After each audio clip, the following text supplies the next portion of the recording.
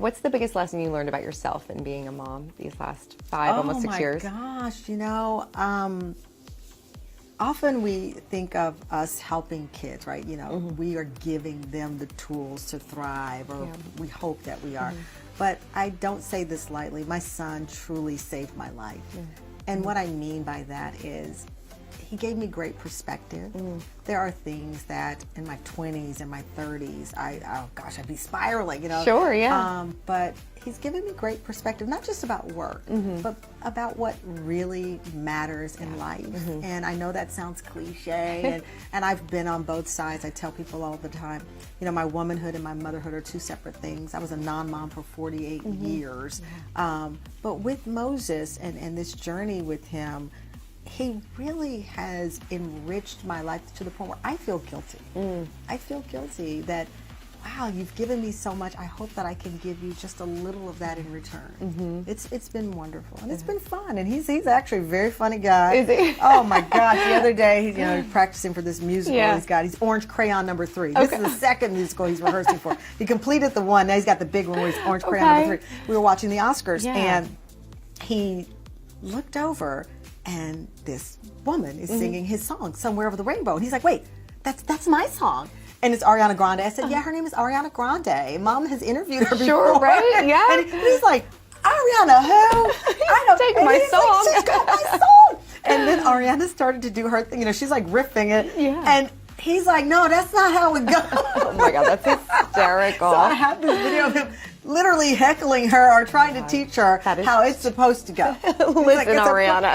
Listen, you might have some awards and all that, ma'am, but you're going off this ranch a little too far. I love the confidence he has. That's fantastic. And it's great to see. I'll tell you again, there are days, of course, it's up and down.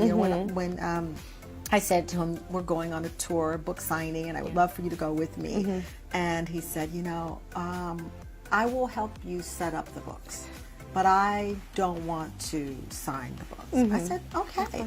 With my studio, when we launched the Tamron Hall Show in 2019, I had a nursery in my room, in my dressing room, because I was so excited. Like, I didn't want 1 minute of my life to be spent without him. So he's grown up on set, but he will say to you, Mom, when the people leave, I'll go in. He loves looking at the lights. He loves the stage. But walking into a room of 200 adults who are strangers, it's overwhelming. Yeah. And we have worked to give him the words and empower him to have that. I'm okay. I'm not ready. Everything is not for everybody. And it's a hard thing sometimes in this pressure cooker of a life that we can live. Sure, yeah. You said you had Moses at 48. 48. 48. That's amazing. What advice do you have for women that maybe want to start a family in their late 40s?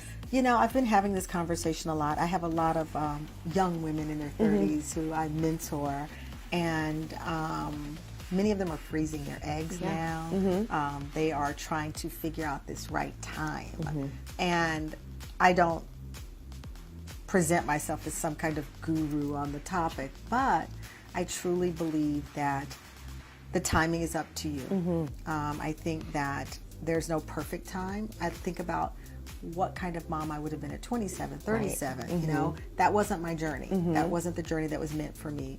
But I am inspired by the independence. I'm inspired by the fact that more companies than ever are actually covering the cost of IVF, covering the cost of freezing eggs, and having these candid conversations. We had a show recently dedicated to the real conversation of fertility.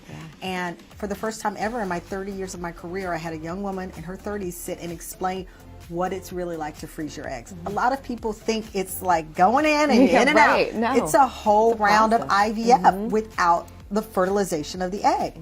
It's not a walk in the park, and it's not scarish, and if that's your choice, but we glaze past it. So for me, I don't know what having it all is. I don't seek balance. I don't think that's a real thing. I seek joy.